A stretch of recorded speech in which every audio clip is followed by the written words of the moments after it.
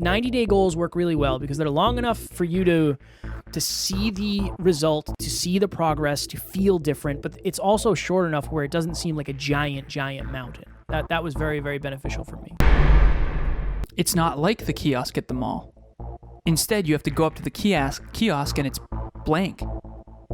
And you have to figure out where you are. You have to figure out whether or not you want to go to the Apple Store or Microsoft. And then you have to figure out where that actually is somehow by kind of exploring in a way.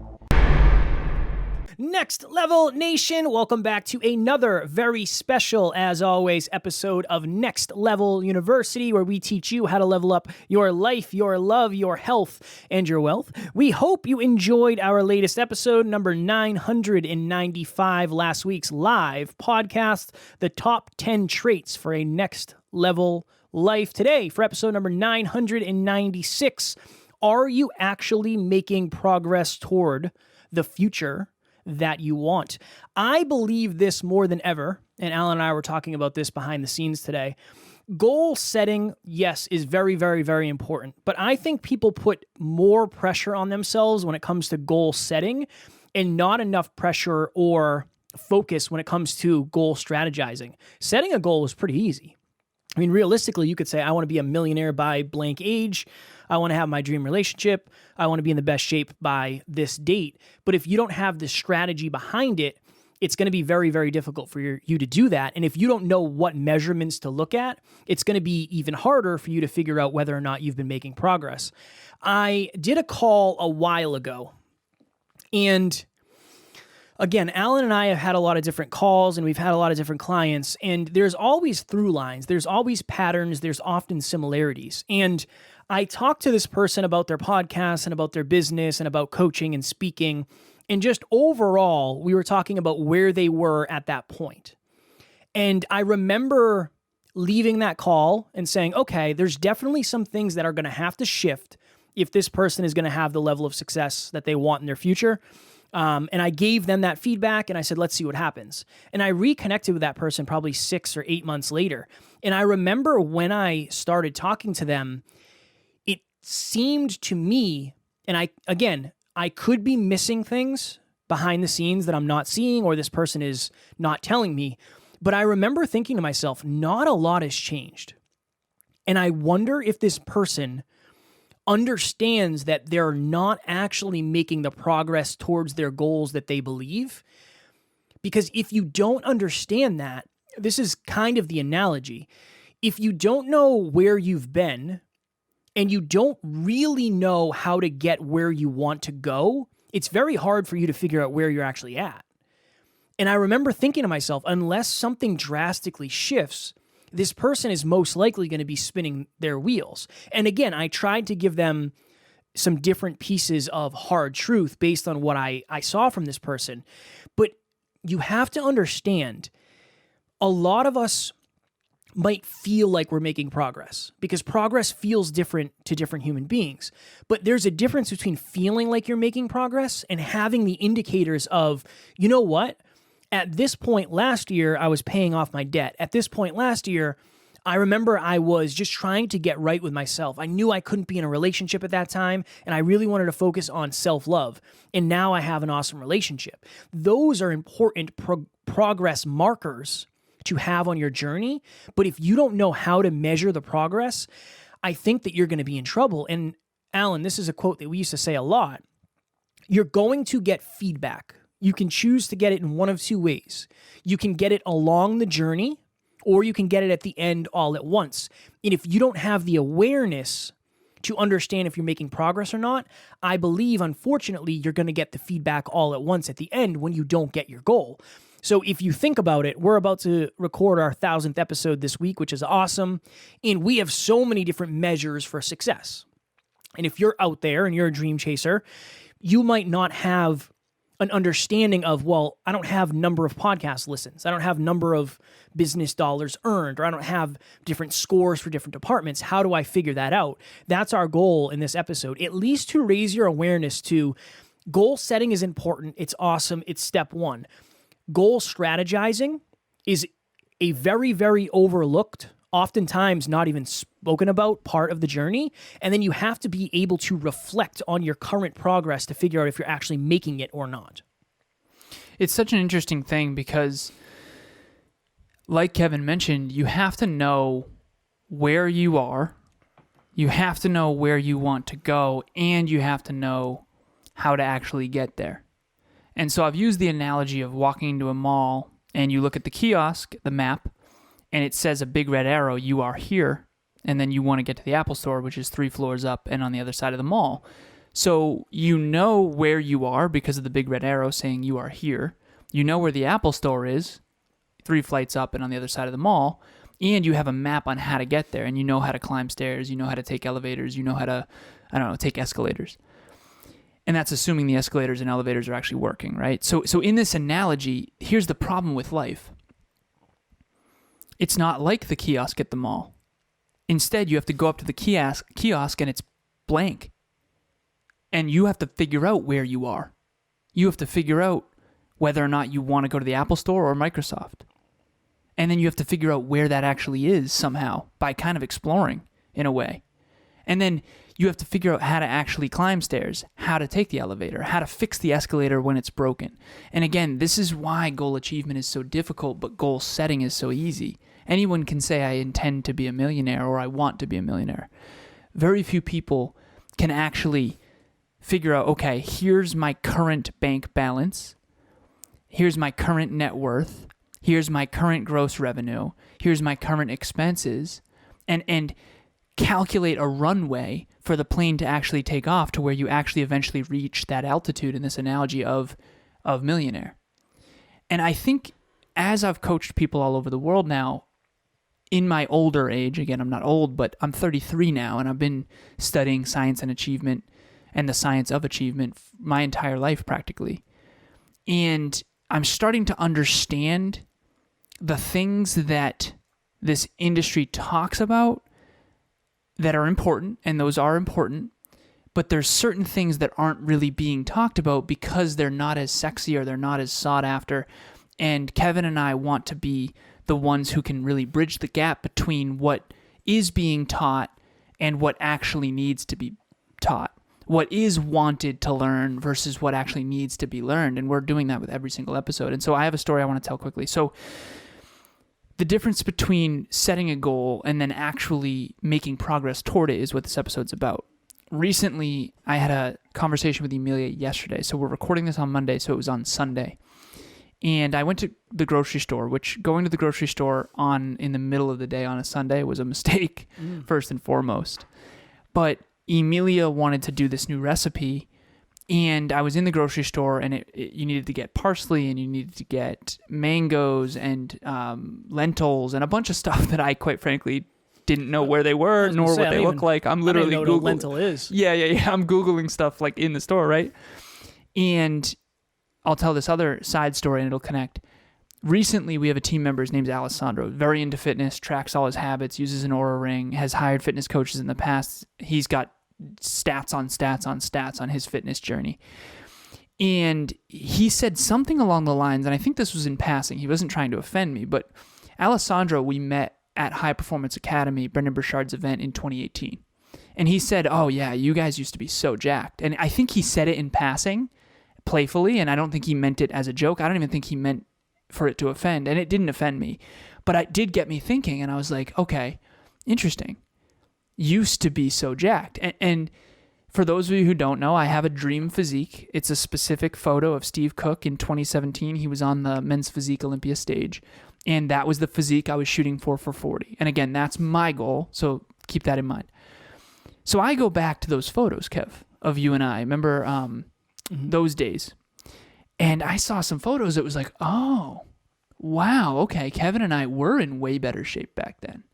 Which, just speaking vulnerably and honestly here, over the last, since 26 of my car accident, Kevin, 26 suicidal ideation, for the most part, whenever Kevin and I looked back at any photos or videos, we were always so proud and happy with the progress we've made, except in fitness. Now, this is a fascinating thing because when it comes to business and podcasting and coaching and consulting and speaking and virtual trainings. I mean, when we look back, it's like, whoa, look how far we've come, and we're so grateful. Fitness is the one area where we really haven't made as much progress as we thought we were. For me personally, I'll speak for me. Same. So I thought I was on track towards my dream physique. And it turns out back then I was fitness model, fitness competitor, fitness coach. So my whole world revolved around fitness. And I had higher standards back then. I was more focused on it back then. Didn't have a 16-person team back then. So to get back to the original through line of this episode, are you actually making progress toward the future you want? The truth is, I thought I was. I mean, I've exercised for 96 days straight, and that's a great accomplishment. I appreciate it. That's great. But at the end of the day, that's not enough to get to the old standard that I used to set for myself, because a lot of that is walking with Tucker, not necessarily weight training, and a half hour a day. Quite frankly, I used to do a lot more than that on average per week. And so what I really had to sit down with Emilia and talk to her about is I said, honestly, this is unacceptable for me. And if you and I are going to achieve our fitness goals, she has her own fitness goals, and she has what she calls her fitness mosaic of a bunch of different photographs of different women that are really in great shape that she thinks resemble the dream physique that she's shooting for, J-Lo being the most notable. J-Lo's in wonderful shape for her age. And again, at the end of the day, this has nothing to do with me or Emilia. This has to do with your progress towards your goals. And so I sat Emilia down and we talked about our habits, and we talked about our grocery shopping, and we talked about the way in which we prep meals. And I said, to be completely transparent here, this is hard for me, but I think that I have lost sight of some of the fundamentals where I have to be more effective in less time now, because now we have multiple businesses and we have a home to take care of, and we have, Tucker, and we have all these things. Whereas back then, fitness was my main focus. And so now I said, I have to be more effective in less time, not less effective. And I said, some of those recipes that we're doing is going out of our way from the fundamentals of macros, micros, and calories. And so she was pumped, by the way. We crushed our workout yesterday. So we ended up going to the gym yesterday instead of what we were going to do, which was go on a hike with Tucker, because I said, honestly, I've let myself down. I have not been living in my standards in fitness, and it's unacceptable to me. Me, not on her. And I told her, I said, this is my stuff, not you. You've done wonderful. And I said, I need to really up my game in order to achieve my goals and make progress towards the goals that are valuable to me. And she was pumped because she wants to up the game too. And she immediately, we were talking about 0.4 times her body weight for grams of protein. And she's got calculators and whiteboards, and we're doing it. But essentially, that was a tough conversation with myself, and then a tough conversation with Emilia of like, listen, I thought I was making more progress than I really was. And I got all the feedback at once. And luckily, I didn't wait until I was 40 to realize, I've really not been making progress, as much progress as I thought. Hello, my name is Eddie Pinero. I'm the founder of Your World Within. And I wanted to take a second and just express how valuable working with Alan has been, both personally and professionally. I think his ability to help me create clarity and maintain focus on my big picture goals has been huge. But also, and this is just as important, he's been a huge asset with the roadmap as well. The day-to-day things, the little things that we sometimes overlook.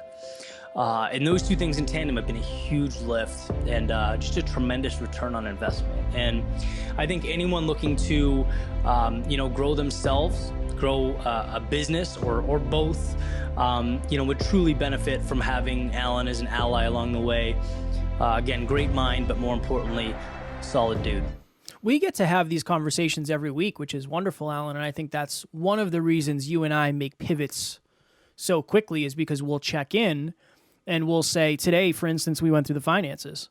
And you and I were like, oh, okay, some things have to change in order to hit the goals that we want to hit. But the question that you have to ask yourself if you're out there and you're watching this, if you're listening to this, is how often are you actually checking in? Because I do think, and I'm definitely guilty of this, because I didn't always know how to measure progress. I didn't understand. I remember, I think about, and I've told this before on the podcast, but there was a time long before Alan and I were working together where we were just friends, and I knew Alan understood finances very well. I don't know how I knew that. I just knew he was further along than I was. And I remember saying, My goal at the time was to pay off my debts. And I had $7,000 on my Discover card. That was the only debt I had other than my car, but I didn't really care. It wasn't that big of a deal. And I remember that was my goal, but I had no idea how to do it. I knew I had to make more money, and I knew I had to save more money. And awesome, those are a couple pieces of the strategic puzzle. But I remember I texted Alan and said, hey man, am I safe to pay off my debt? And he said, how much money do you have in the bank? And I think I said 15,000.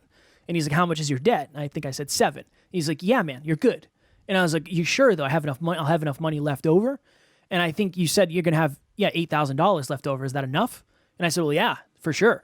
I just needed a little bit more of a push in terms of the awareness and the side of strategy.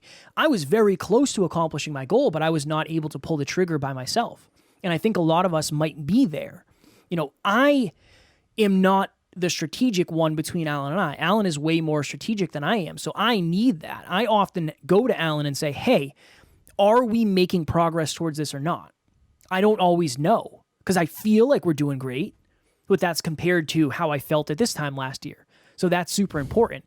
And last thing I'll say on at least the goal setting side of things. So are you actually making progress towards the future you want? We have to figure out what that part of the future is. I would say start with 90-day goals. That's very beneficial for me. I always try to give that advice because it's long enough where you can actually see change, but it's not too long where you're going to forget. So set 2 under health, 2 under wealth, 2 under love. So under health, it could be, set 1 under each. Under health, it could be I'm going to lose 12 pounds in 12 weeks. That's a good one.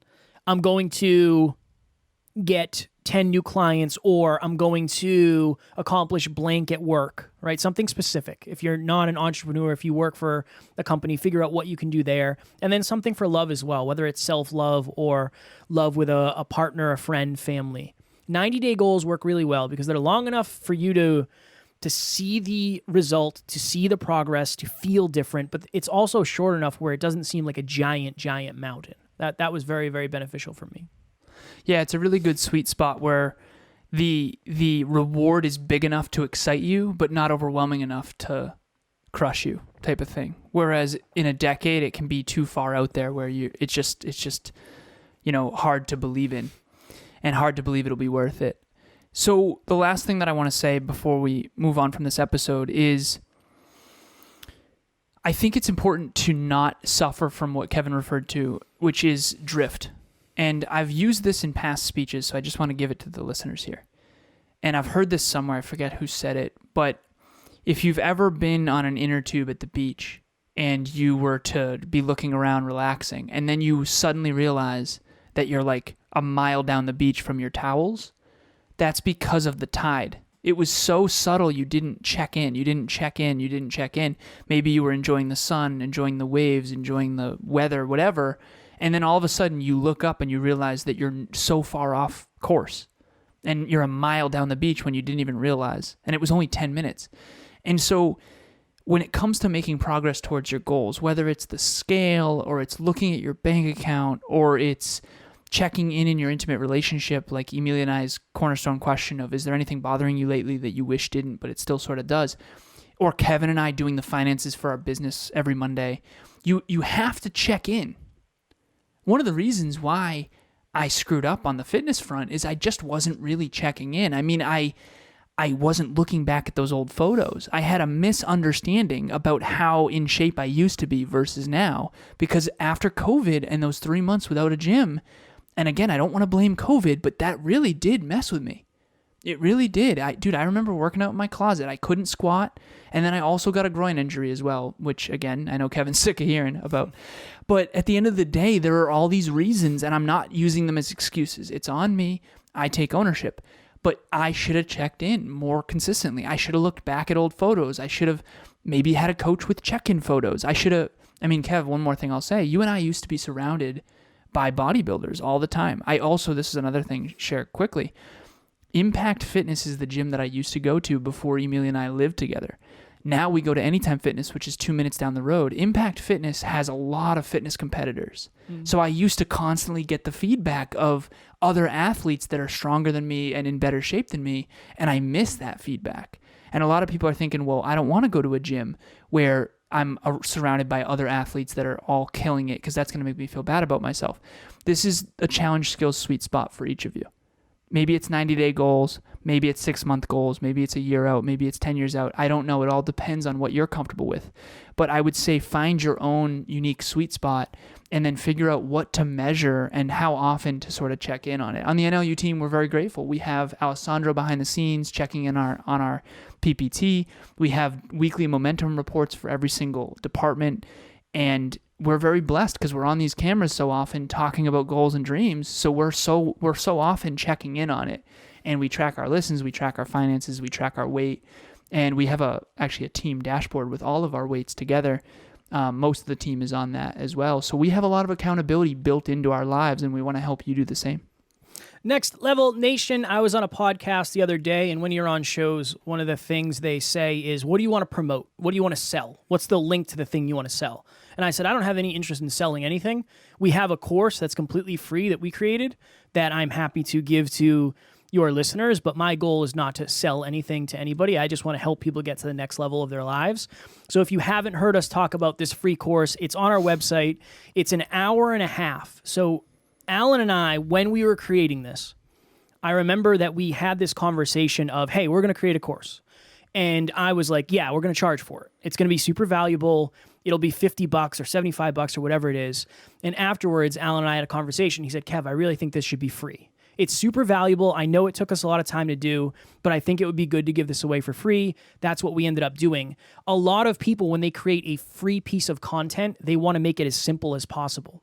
Right? It's a PDF. It's a 5-step thing.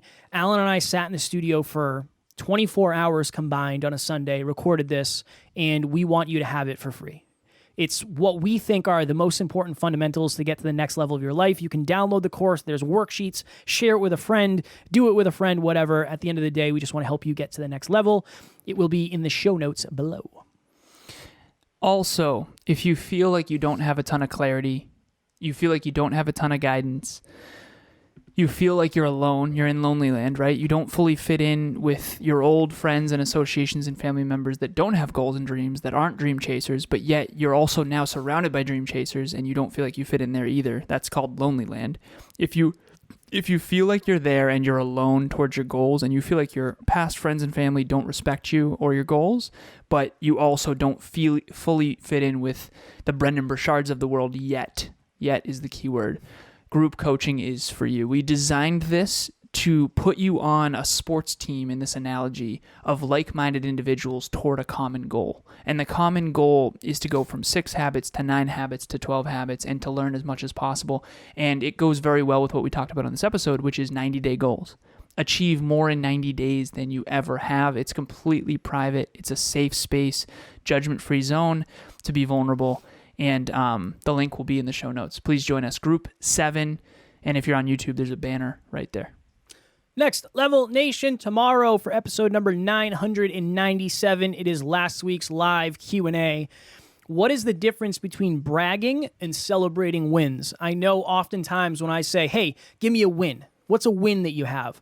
People are hesitant to do it because they are afraid that they're bragging. But if you say, hey, what's one loss you had this week? They're very, very quick to come up with those. So if that is something you struggle with, please listen to that episode. As always, we love you. We appreciate you. Grateful for each and every one of you. And at NLU, we do not have fans. We have family. We will talk to you all tomorrow.